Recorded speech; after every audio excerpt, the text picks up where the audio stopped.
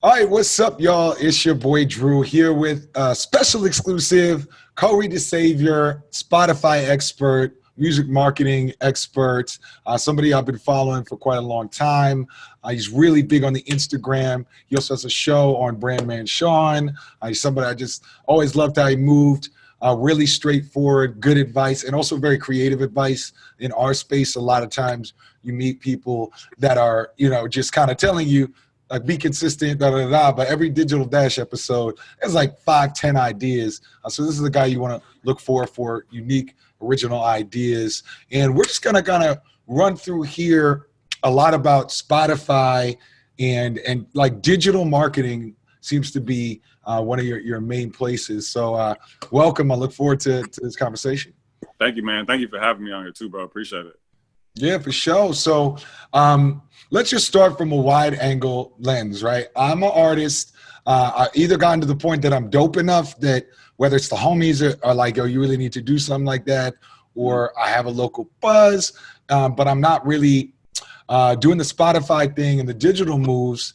And we all know that that's really hot right now, but we also know it seems like everybody's now a Spotify expert. So, what's the first thing if I approach Kohrey to be my coach or get his services? What's the first thing you're gonna kind of run me through? Well, I mean, you already covered the first part, which is, of course, the quality thing. I feel like with a lot of new artists, they kind of come into it with like these rose-tinted glasses where they're like, I think this is ready for the big leagues, and sometimes like, not yet, man. Like, especially with a lot of new artists, like clean up the record, get something that you're confident behind, and then start looking for that stuff.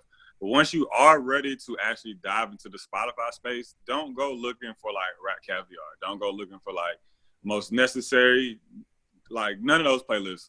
The place I always tell artists to start is with playlists made by people on the platform. So they're called user-generated playlists.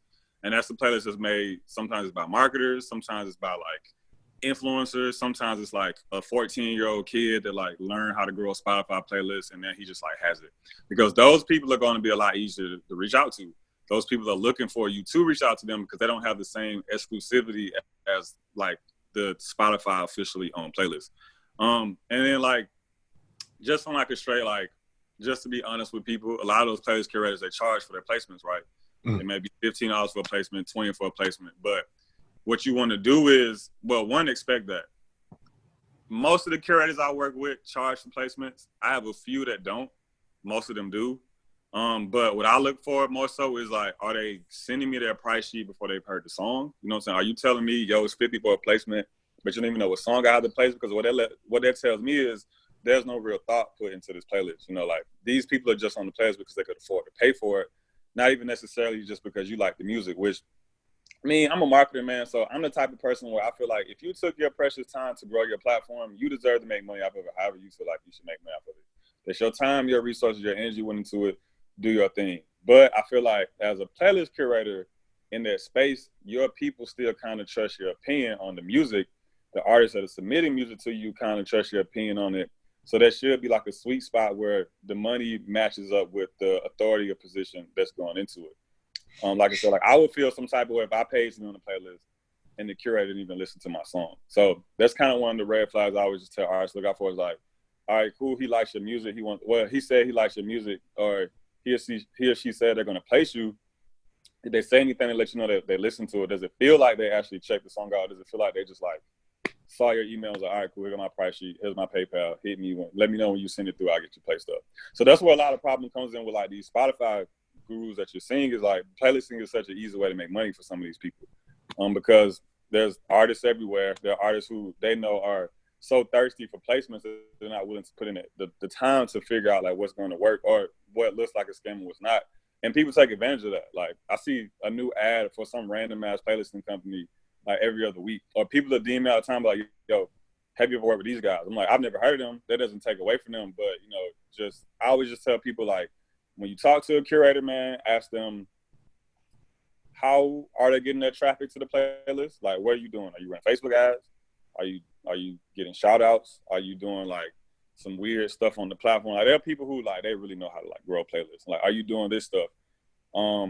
Which normally if they don't answer that question for you, if they're not willing to be transparent with you about that, from my experience, that means they're doing something shady. They're doing something that if you found out about it, you wouldn't be happy with them, i.e. using bots or their ghost streaming, or even the extreme worst case scenario is not going to do anything at all, which I've seen that before. I've seen people get placed into 100,000 follower playlists just for a month later to have like 50 streams out of it. So, yeah, let's definitely cover bots in a second, but I'm wondering, so you're saying basically the first red flag is if they're just like, this is the price, don't even care about the music. Yes. Maybe I would assume don't even care about what genre, you know what I'm saying? If you're doing trap music and then you look at the playlist and it's all like Joey Badass stuff, if they're just like, yeah, you can get on this, that's a red flag as well? Yeah, because like I said, you want to know that the playlister is doing something to weed out people that don't have quality music. Because the one thing that every artist looks for, or I feel like at least should be looking for when you reach out to these tastemakers, is you're looking for quality validation. You're looking for not necessarily someone to say they like your music or they don't like it, because that's subjective, right? Like I may love something, you may hate it. A million other people could love it too. But you're looking for quality validation. Is your song good enough quality to be on my playlist? Like you said, doesn't mesh with what else is on my playlist? Because like you said, I wouldn't put Ariana Grande on the playlist with Amigos. Well, maybe not Amigos. I wouldn't put Ariana Grande on the playlist with like NBA Youngboy on it. You know what I'm saying? It's like, yeah, somebody might like it, but they're more than likely not. And the curators that are really doing it, that are really like in this for like the tastemaker position, or that are really like growing their playlist to be something like viable, they understand that. Like they get that. They know that I brought this attention, but it's like a radio station. I brought this group of people who are looking for something specific. Do you make sense to this group of people to where if I place you on my playlist, 10,000 of them won't unfollow the playlist because, you know, your song doesn't make sense. So, there are like certain ways you can get around it. Like one thing I do is like I use like email trackers. So I use this one specifically called like Banana Tag. And so it lets me know if somebody clicks the link, where like I'm telling you, man, I've literally gotten emails back from curators. They're like, yo, man, this song is amazing. I love this joint, man. Like, let me know when you're trying to work. And I can see I didn't click the link. I'm like, you didn't even click the link. Did you look it up? Like, did you go into Spotify and search the song? How do you know it's nice? You didn't, and I'll immediately just be like, no, I'm okay. That's cool. Did they reach out to you much? I know you had mentioned like a red flag too is them reaching out and doing X, Y, and Z. How often are these curators reaching out to artists versus the artists hitting them up? Pretty frequently from what I know. Like I said, I get DMs from people who follow me. They'll be like, yo, this curator hit me up. Have you heard of this playlist? Or like, what can I do to check into this? Which that comes, the more you market yourself, the more you put yourself out there, like the vultures come out. Like people are in your DMs, then your comments. I see ads all the time for like a new random playlist network, like every other week. Like I swear. And then they all have like crazy followers where it feel like, damn, like I don't know, man. Like I said, I don't know about every playlist, but I'm on there a lot. Like, and I'll see things. I'm like, yo, you have 150,000 followers, and I haven't come across you in the year and a half that I've been doing this. Like, get out of here. There's no way. Like, where did this come from? But it's not always a red flag when they reach out. I've known a couple people to form like really good relationships with curators. It's just one of those things you should be skeptical of, because like I said, most of them are going to charge you money. So when there's money involved, now you have to discern between, are they reaching out because they really like what I'm doing, or are they reaching out because they just want my money, or is it both? There might be someone like, yo, I like your music. This is what I do. This is what I can provide for you. It's going to cost, but you know, it's up for you to make that decision if it's worth it or not. So I'm just more of a person just like, bro, like just ask 1,000,002 questions. Like, where's the traffic coming from? Can you show me some back-end analytics from people that you work with? Get a list of past clients. Sometimes if I'm like really skeptical, I'll hit up other artists. I'm like, yo, man, I saw you've been in this playlist for 3 weeks. How's it treating you? You know what I'm saying? Like, have you seen good growth from it? And other artists are normally very willing to let you know they've gotten scammed. Like, they'll tell you like, no, bro, don't use that playlist. Or, yeah, man, this place has been doing really great for me. I love, you know, such and such. He's a great guy. He looks out for me. And I think a lot of it comes back into like the community part of like artists, right? Like talking to other artists, like not putting yourself in a position to get scammed because you don't want to ask questions. You don't want to talk to people. Like asking questions is the quickest way to get around that red flag, because most people who are trying to do you dirty in business, they get annoyed when you ask them questions. They get irritated when you start asking for certain things that you feel like is commonplace, right? It's like, yo, can you send me some examples? all right, it's like, if it's so hard for you to send me an example, why am I going to send you my $150? Why am I going to send you my $200? Like, you don't even want to give me a screenshot, like, I'm not doing this with you. So I don't say be skeptical of people reaching out. Be skeptical of everybody until you ask the right questions. Ask the questions and then kind of get past that uneasiness and then just take it from there. Yeah, I'd sometimes get shout outs when, me, I'm mostly in the coach position, and I'll do a video or a post that's just like, some light advice or tips. And it'll be like, I love your music. You're amazing. We should work. There's no music. I'm like, this is not the new single, man. Now, building on that, you have been, it's funny because like, okay, you've been doing this like 18 months, 2 years, and you're an OG already. Like, you know what I'm saying? Like, Spotify playlists, yeah, it's crazy. Like, Spotify playlists are so fresh and so new. Sort of like if a TikTok, like, what is that? The TikTok dude, the Chicano dude, he's like a TikTok OG after like 6 months. Yeah. So how have you seen this community grow? You know what I'm saying? Like, because it's so relevant now, especially on Instagram. But like, where is this coming from, to be honest?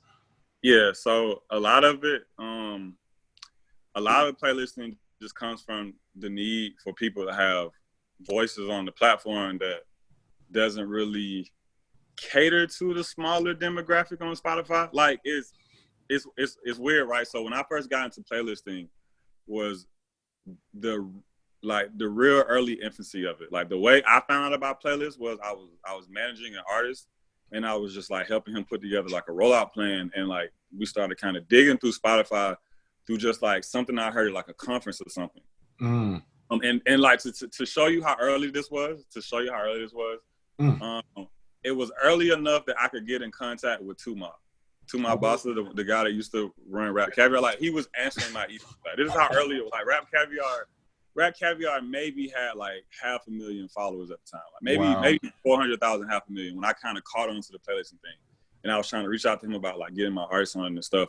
And then he said something to me in one of the emails, and like he was like, "Yeah, man, I'll listen to it. I'll get back to you, let you know what I think." But in the meantime, there's other playlists, maybe look into that. And I was like, "What? There's other playlists? Like, what do you mean?" And I just started like digging around through the platform, and I found this one guy. I think he still makes playlists. This guy named like Lewis Wormter or something like that. He had a playlist called like NWA, and I reached out to him. I was like, "Yo, man," I found him on Facebook, and I was like, "Yo, man, I manage this artist. Can I pitch my artist to you?" And he's like, "Yeah, I charge $15 for a placement." I'm like, "All right, cool, whatever, let's do it." And he places my artist song for like a month, and my artist song goes up by like 20,000 streams. People following him, like this is before the Spotify analytics were there, so you just kind of like look at it and kind of gauge what was happening. And that's when I was like, "Oh shit!" Like, I don't have to go to Rap Caviar. Like, if there's one person out of the desert, there has to be other people out here that do it. So that's what got me in the space of it. But as far as like where it's going, man, to be real, there's been so much like trouble with Spotify and that playlisting thing is because since their biggest playlists are really only accessible to like a certain tier of artists, right? Like, you're either a mainstream artist or you're an artist who just caught like a hit. Like, you're not getting on Rap Caviar unless you have a hit. Or is it solicited as well? I mean, at that point, you have to be solicited, you think? They say they don't. They fight that they don't. But I feel like I know better. I just feel like there's no way that Spotify's in bed with labels. Spotify has all kind of deals with all kinds of labels. So like that off rip is a red flag. Because it's like, if I have a deal with you, and I'm like, "All right, man, this is how much money you owe us. Here's my artist. Put them in that playlist. You're gonna do it because you're like, and then I'm obligated to you." So like, they say they don't, but also I think that that's where we got artists for Spotify and being able to submit directly to playlists from is because they want to stop the rumors that major labels pay to get on those playlists.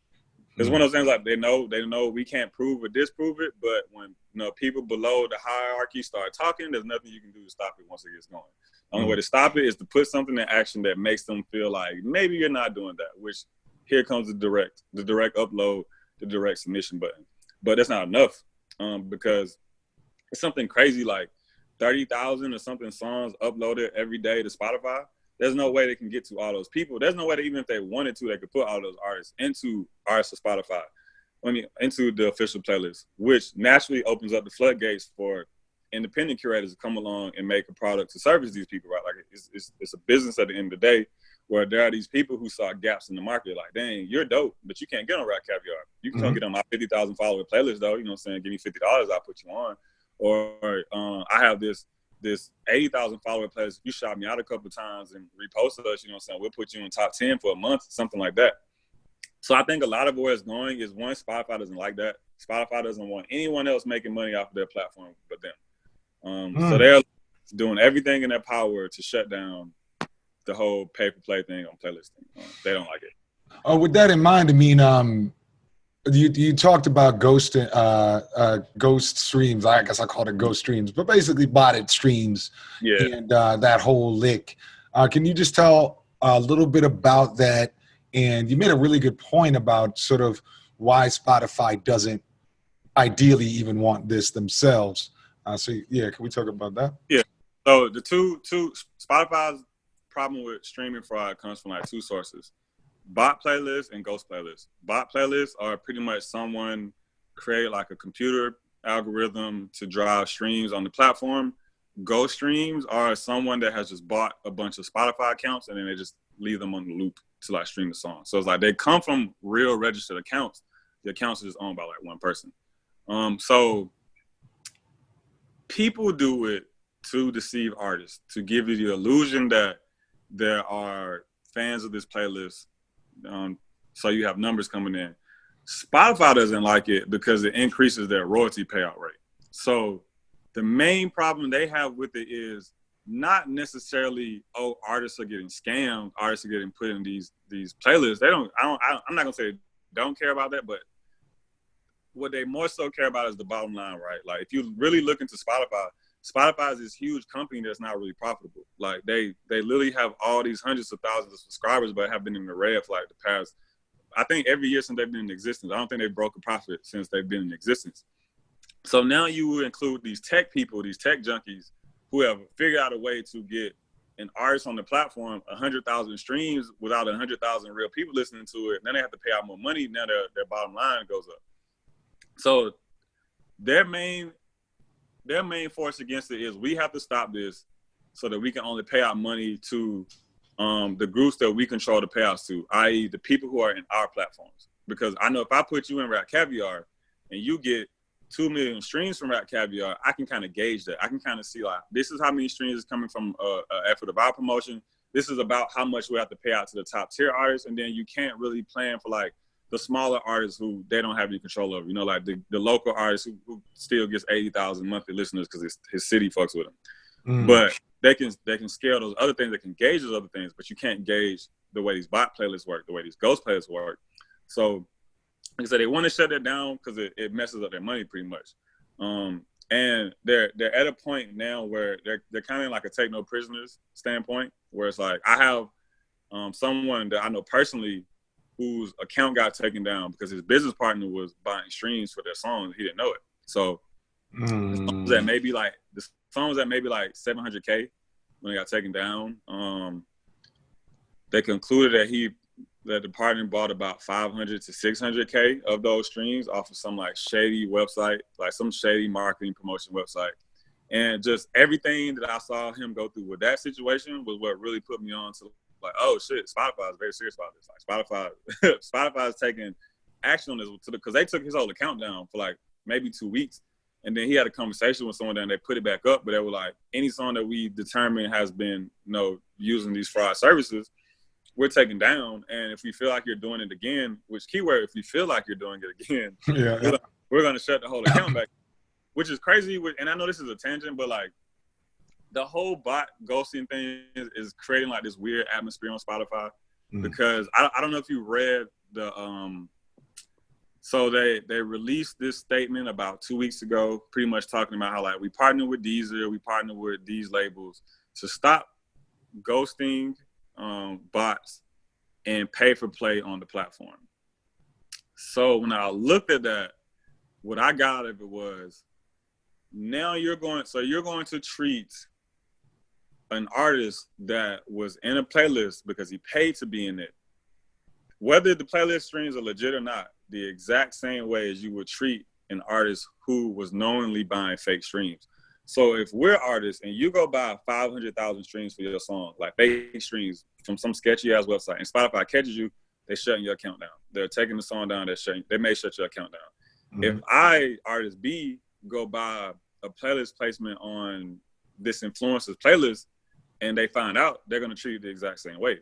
To them, it's the exact same thing. And this is what got me to the point of, oh, it's not about stopping fraud streams on the platform. It is about stopping royalty payouts, like higher royalty payouts. That's what this is about. Because it's like, I don't, at least that's what I got from it. Because that's the only thing that would make it make sense to me is like, why would those two things be treated the same? You know, it's not, it's because it may be the same in their eyes, but like from a moral standpoint, it's not the same thing. Like if someone has legit traffic to it, like I said, I'm a big believer of, if you grow your platform, if you put the time in, the effort, the money, however you took to get it there, you deserve to make money off of it however you feel you want to make money off of it. That's how I genuinely feel about it. Yeah, I mean, I think this is a good tangent. I mean, okay, obviously I come from the YouTube world. So essentially what you're saying is you would treat the YouTuber that bought fake views the same way that you would treat somebody who would pay me to get an interview on how to rap or something, in theory, right?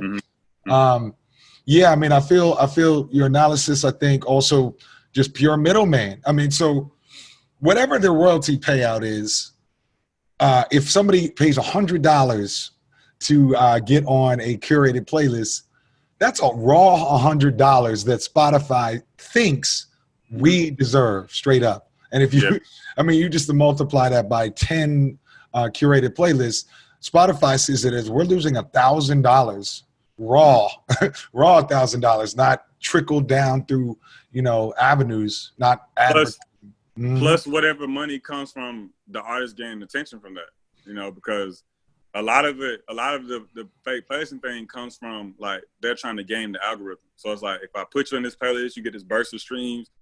Spotify algorithm picks you up, and then you get an additional 150,000 streams out of it. So now you spent the 100, you maybe made back 150, but Spotify just looking at it like we had to pay out 150 to someone we didn't even plan to pay this 150 out to. You know, someone that we don't deserve it because they gamed the system, which is wild because like it's not like only independent artists are doing this. Like I see there are playlists that I've worked with that I know are like fraudulent playlists, and I see major label artists in there all the time. And they're not like big major label artists; they're like smaller artists, like artists that just got signed. So it's like the same tactics that they don't want independent artists using. Major label, like everyone's gaming the system.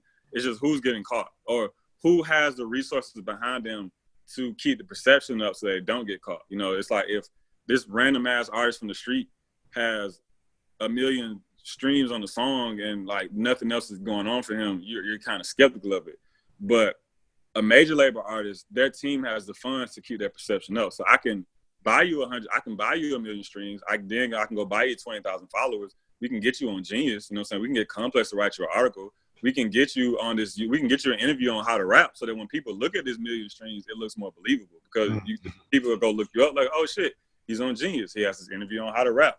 He has 20,000 Instagram followers. Like, this must be legit. So everybody's gaming this shit. It's just like, who can afford now to get caught? You know, like who can afford now to get caught? You know, for it to pay off in the way you wanted to pay off. And that's why I don't completely agree with it. Because it's like, if you're going to shut down the whole pipeline, there has to be some kind of transparency with the platform and the people that are using it. Because I feel like it's the only real way for like fake streams to get shut down the platform is for artists to stand up and go like, no, we don't want anything that does it. But the only way they're all really going to start doing that is if they feel like there's a fair shot at them to get onto the real platforms. Like if I feel like I have a fair shot on a real Spotify playlist, then yeah, I'm not going to pay some random ass sketchy curator to put me on his playlist, you know. But if you're keeping that world away from me to where like that's a whole different level that has to be unlocked, then the artist who's just trying to figure out how to get to the next level, they're going to do what they feel like they have to do to get there. And that's where the disconnect comes in. I mean, it's funny because I'm thinking of a lot of Instagram parallels as well. I mean, certainly verification and what I know about that world out here in LA, it's the same deal. You know, you can get verified overnight if you're either repped, right? We said like the label, if you know somebody in Instagram, and the fact that you had fake followers in the past, it doesn't matter. You know, they obviously turned a blind eye to that kind of stuff. You know, I don't know if you remember that on YouTube side, that video of the owner of YouTube meeting Juice WRLD, and them explaining in front of her on video, like, this is, he's a big star. She's like, we need to get you more subs, which, I mean, who knows what she was saying. She might have just being nice, but certainly, you know, the streets was like, see, man, it's all fake. But yeah, Instagram is the same way. And to be honest, I think Spotify, it's even worse because there is a monetary gain for having these fake things, and the general public, you know, is not on it. Instagram, everybody's on it. There's no monetary gain for, or at least as far as Instagram goes, for followers, right? If each follower cost 2 cents, Instagram would be doing the exact same thing because they're like, you're botting money that we have to pay out. But yeah, like you said, I think this is just the industry. Until the general public either gets disgusted with it or some kind of, like, you know, new technological advance, there's no reason for artists to not keep gaming this. As far as numbers too, I wanted to ask, we are seeing a lot of information about this is how much you make per 1,000, 100,000, whatever, right? And I hear 10 different answers. I wanted to hear from your perspective what you can really expect to make. And just the last point before you answer is, I also see a lot of these Spotify experts, you know, in their stories and stuff, throwing these massive numbers, royalty numbers. Yeah, my man just made 5,000 real money. And I'm just like, as far as I know, to make 5,000 raw dollars on Stripe or PayPal from just streams, you got to be doing crazy numbers. But let me know if I'm wrong on that. No, yeah. So the reason you see different numbers is because Spotify specifically, I think Apple is the same way, but Spotify specifically has a weighted stream scale. So a stream from someone with a paid account counts more than a stream from someone on a free account. So if you're following, let's say you have 100,000 followers and 80,000 of them are paid and 20,000 of them have free accounts, you're going to more than likely make more money than the guy with 100,000 who has 80,000 free, 20,000 paid. Like I said, they're weighted differently. But you're right. To get, so roughly 1 million streams on Spotify is roughly, I think, about $1,400 or $1,500. Somewhere along there. It may be $1,600. We'll just say $1,400 to $1,600, somewhere in there for 1 million streams, which is very doable. I feel like if you're like really moving traffic to the platform, like I have friends who make that type of money. Like they have 1 million streams combined. They don't have 1 million on one song, but they have enough stuff circulating to where it starts to add up. But I think the same thing when I see some of those numbers, because I'll see artists post that and they're like, oh yeah, I made 5 bands this month. I made 6 bands, I made 2. I'll look at some of those numbers if I can find the name of it, and I'll look and I'm like, but how? You know what I'm saying? Like, is it a combination of all of the platforms? Is this back pay? You know, because sometimes platforms don't pay out on time, so they give you what's back pay, and you'll make a lot. Like I have my mentor, the same guy who got caught up with the fake streaming thing. He got like a crazy back pay check from Tidal once. That shit almost gave me a heart attack, man. It was a lot of money, but they didn't pay him for so long that he just started complaining about it, and they just dropped this big check on him. Like, all right, man, shut up. Here's your money. So sometimes I know that's the case. But a lot of those numbers I'm usually pretty skeptical of, because I always feel like either you're not putting out the whole truth. Like, I don't doubt that you made 5 bands, but don't make it sound like you made 5 bands after 1 month of promo. And even if you did, that promo is probably still the result of months and months of promo that you did before to lead up to this point to where you could do what you did to make this a profitable month for you, you know? So I think a lot of the stuff that, especially like in our world, man, like the educational side of it, is a lot of times there's information given out without any like real context. Like it's like, oh yeah, this person went viral. Okay, what did he do to go viral? Break it down for us. There was a method to it. Oh, this artist made 10,000 this month. Look at it. Here's the statement. All right, cool. What did he do to make it 10,000? How did he get to that? Show me the steps. Give me the guy. Like, let me know what's up. And then there's just so many people in the space of like selling dreams, which I feel like that right there alone is the first barrier that artists have to kind of break. Is like I said earlier, I mean, like artists come into this with like these rose tinted glasses and like this idea of how they think the industry works. And then the ones who I feel like make it the longest are the ones who kind of like crack through that because they talk to enough people, they've been through enough to see like, oh, this is how it really works. This is what's really going on. Yeah, I mean, I think just adding on that, like I'm always trying to tell my artists, look for the people that have either been here for a while. So right, like we talked about Korey, like you can go back years and see him on Digital Dash on Brandman's channel. You can see him day after day posting. I follow him, I know. How to Rap Drew. I have videos from when I was in college in 2014. I haven't been anywhere. You can, there's no like dark pictures and like, sometimes I'm like, how can I trust this person? I don't even really know what they look like. One thing I wanted to add to that is sort of my YouTube 2 cents on that. So obviously we have the YouTube equivalent, the dream of YouTube ads. Like that's another thing people can sell. I know the raw numbers. I live by them. And by the way, no, they're not big enough that that's my main source of income. Yeah. Just so artists know, I've kind of done the numbers myself. You'll get about $200 roughly every 100,000 views. Now, the caveat there is obviously somebody like myself does 5-minute, 8-minute, 10-minute videos. And so I'm talking about 200 per 100,000 views for a 10-minute video. As an artist, yeah, you're going to have to chop those down and really think about that. And, okay, so even with those kind of numbers, a channel like mine is not doing above 5 bands in raw ads at this current time. Like, I'll just put that out there. And this is a channel that's been going on for 5 years. So if you're thinking that, for example, you watch the Spotify people and then you watch the YouTube people and you're thinking, okay, I'd have half of my income from Spotify, half of my income from YouTube. 6 months, I'll be looking at 5 bands, financial freedom, whatever it is. Probably not going to happen, bro. You know what I'm saying? Like, if anything, and I want to hear your perspective on this, if anything, use some of this stuff for clout. I certainly think, I know as a person with 200,000 subscribers on any subject, the access that I get in Los Angeles, even with something that's unrelated, is definitely helpful. So it's helpful for clout. It's helpful for networking. It's helpful for in-person networking.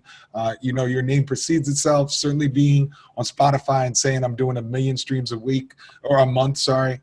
Wow, that's only $1,500. I'm using that to flip and leverage in person.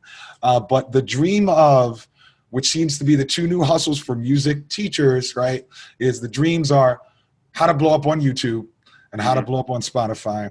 And the raw numbers, as far as I know on YouTube and what I'm hearing from yourself, they're just not there for that kind of 10K a month stuff. So yeah, because they're not selling you, like YouTube isn't selling you the idea of we're going to pay you a lot of money. They're selling you the idea of we're providing you with a platform to bring people in, and then you do whatever you feel like you want to do with it to make your money. Like the biggest YouTubers don't really make most of their money from views. They make it from merch. You know what I'm saying? Like Jake Paul probably makes a couple thousand a month from his views, but he's probably making a couple 100,000, you know what I'm saying, from selling t-shirts and hoodies and stuff like that. Right. It's funny that you say that because like when we do like shows and things with artists that we book and they'll like brag about certain numbers and I'm like, bro, I look at these numbers all day. I know what that equates to. And like, come on, man, like don't do this to me, bro. Like they're like, yeah, man, my bill got half of me. I'm like, all right, bro, that means you made like $800. Like I know what that means. Like don't do this. But it's like a lot of that stuff it's like a resume. It becomes a conversation standpoint and it's proof that somebody cares. Which is what once you start looking for it, like if you're an artist who's looking for labels or you're just someone who's looking for investors, that's what they want. They want proof that people care. It's like, so if you can show me, I have 80,000 subscribers and my last 4 videos all did 100K. Like the marketing in me is gonna go like, okay, cool, you didn't make a lot of money off of this. But, the smart businessman in me is going to go like, oh, shit, you got 80,000 subscribers. You got 100K on your last few video releases. That's really good. People care about you. This can be scaled, you know what I'm saying, with the right amount of money or the right amount of resources put behind you. And that's what you're doing. So, like, when you're talking to managers, you're talking to publicists, you're talking to, like, other people, you're pretty much just trying to give them this number to, 1, show you're serious, to 2, show you have potential. And then 3, to just, like you said, use it for clout to open conversations for somebody to help you out. Or sometimes, man, like what's really popular, what people come in is like, I did this, how can I do it again? They just want to know, like, I got half of me, like I like one of my friends here, he just like took my advice on some marketing stuff. His video went viral, 500,000 views right now. And he just hit me with the conversation. Was like, all right, cool. How can I do it again? I'm like, well, what did you do? Like, what did you take my advice on? He told me, I'm like, all right, bro, do that again with something just as good and scale it up. That's the best advice I can give you, which really is the best advice I could give him. But sometimes it's like I get like a lot of those situations. But all that stuff is just like a resume booster. It's you showing a potential investor the difference between you and a hobbyist.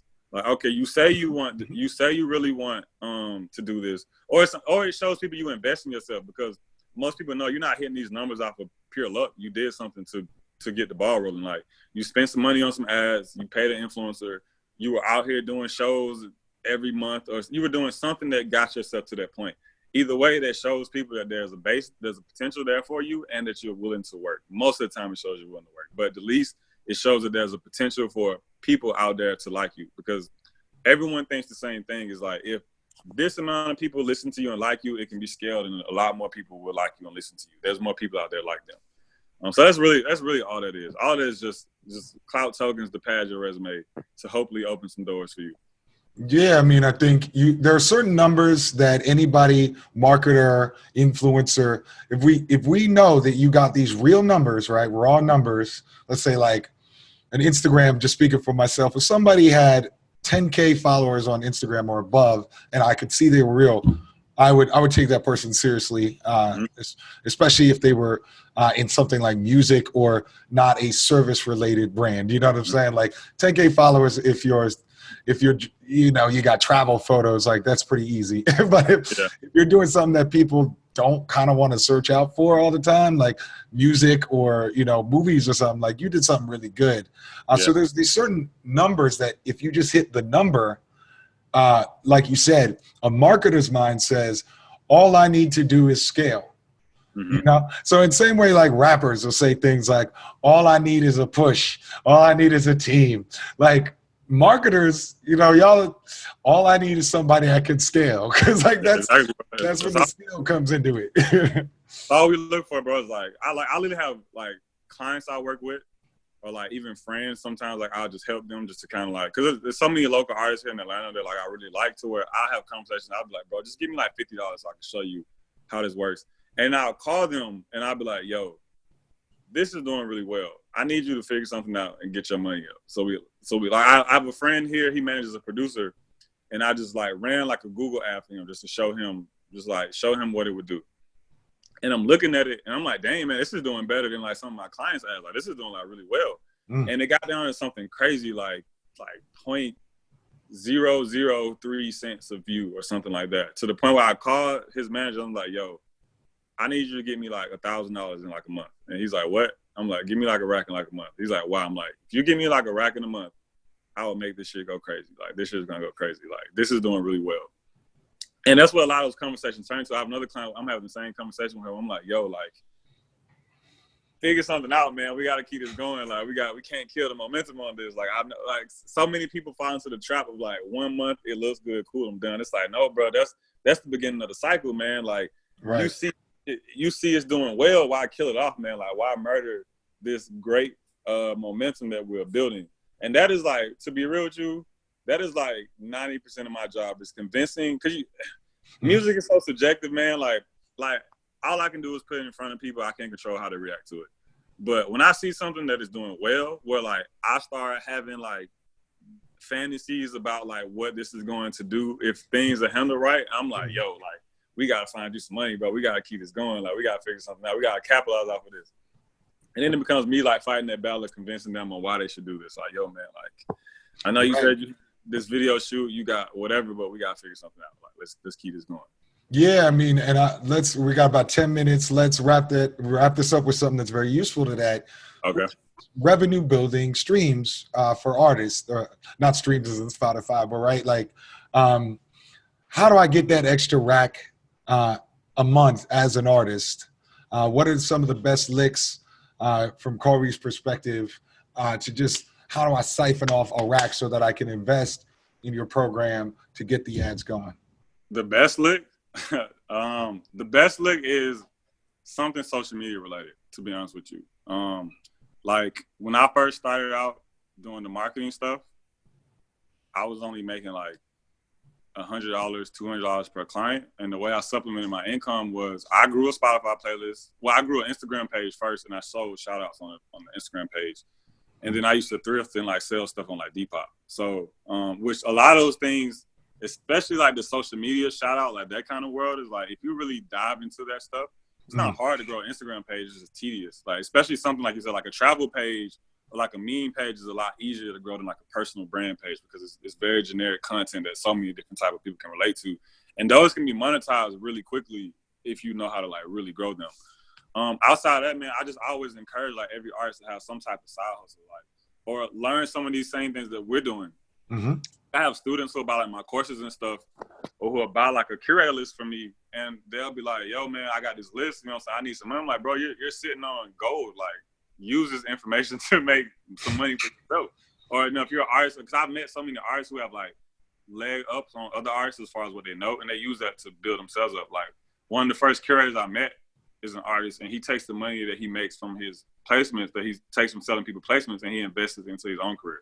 He might make 150 off of a placement, and then take that same money and then put himself in a playlist that he knows is going to work for him. You know, like he reinvested. So it's just about like finding out that hustle that works for you. And there are so many, bro. Like internet money is such a beautiful thing. I know. Internet money is such a beautiful thing. There's so much of it out there. You just got to know what you're doing and where you're looking. And so many people are like sitting on valuable information that they just know from living their everyday lives that they don't even think about. Like my little sister is on TikTok all day. I'm like, yo, you could dead ass be an influencer marketer because you know all the people that are doing on here. You just have to get their prices, and then you're an influencer marketer just like that. You put together some campaigns, but yeah, man, I think a lot of it is just finding like just what other talents they have in the music space. A lot of it is going to come from like creating opportunities for yourself with other people inside of like the ecosystem that may not necessarily have to do with like what you want to do. So you may want to be a rapper, but you might be good at graphic design. Go make some cover arts for some other artists just to get your money up, you know? Or you may be good at engineering. You may make cool beats. You may be nice with the video edits. Like use those talents that you have that don't directly correlate to what you have to make your money. And then, like you said, don't spend the money on dumb shit. Spend the money on something that's going to at least get you a step closer towards making that back.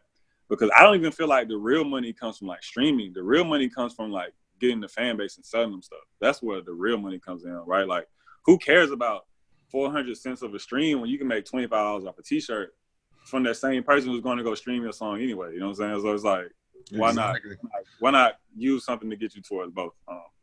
Yeah, and I mean, I'll add to that as well. Not being afraid to research things like freelancer sites.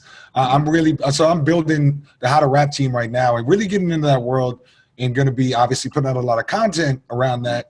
But for anyone watching, I mean, the person who does my thumbnails / my graphic design to get the Gary V stuff that we're going to start rolling out, pretty much anything, I'm just like, make a version of this for me, $15 an hour from Hong Kong or Philippines or somewhere like that, speaks perfect English, Upwork.com. So everybody's got $15. Let's say you want to start a meme page, as Korey mentioned, a travel page, whatever. You go to that site. You got your $30, let's say, $30 a week. You hit that person up. You write a job posting. I'm looking for somebody to post automated posts of memes, right? Scrape memes, 2 hours a week. You know, that's enough to get enough memes for the week. Post them, and I'll just write the headlines. Now you've got your meme page started. $30 a week. You don't have to touch it. You check in with the person even through text. She got my cell phone, so I'm not even paying attention to it, and it's done, right? So even if you don't want to learn a skill, there are sites like the freelancer.coms, the upwork.com. You can hire somebody for that same price that you spending on a dub or you spending to eat at that restaurant that's just that extra $10. You know what I mean? That fries with that moment, you know, can over the course of a week and pay for your new employee. And then you got a team as well. So you can stunt. So that's just one trick that I'm really developing on my end. And I always tell people, man, like just marketing wise, if you want to make some good money, not really fast, but like pretty quickly, is learn how to do paid advertising. Like if you know how to run Facebook ads and you know how to run Google ads and you know how to get results from them, people will pay you great money to do that stuff because it's something that like people are starting to realize they need, but everyone doesn't have the patience to like sit down. Like what is a CPV? What does a CPC mean? It's like if you sit down and do it, that's something you can start making money with. Like literally, like the day I learned how to run Facebook ads, I literally had a client for it the very next day. Like it was that quick. Even I'm still learning that. Like, it was like I was like, yo, I need the Facebook ads. I'm like, all right, bro, I got you, man. Let's do it. Let's do this. So you might see a deal being made right now, because I definitely need to. That's my next step, and I got the numbers. So bro, out here, bro. Let's do it. Yeah, man. Well, I really appreciate Korey, all the great advice. This was super helpful. I look forward to many other interviews, and we could do some business. And if you want to plug, I know you have a lot of great services, so let's definitely get some plugs going as well. Yeah. So first off, y'all can come follow me on Instagram. That's where I'm most active at Kohrey Da Savior, KOHREY DASAVIOR. I answer all DMs, maybe not when you want me to, but I'll get to it eventually. But as of right now, the only thing I really have to sell, I have a couple of courses on my website. One dealing with marketing music videos, using Facebook ads, Google ads, influencers, and like niche Instagram accounts. And I have another that teaches you how to find Spotify playlists and curators on the platform. And then outside of that, of course, check out the Brand Man Network. It's the subscription service where we just give out a lot of really good information that we can't give out on the channel because we know everyone that comes to the channel isn't serious enough for that type of information. So those are the only plugs I have. Dope. Yeah, we'll definitely sign up for all of those. And I look forward to more conversations and just, keep building in this education space. All right, man. Appreciate you, man. Thank you for having me, bro. All right, brother. I'll talk to you soon.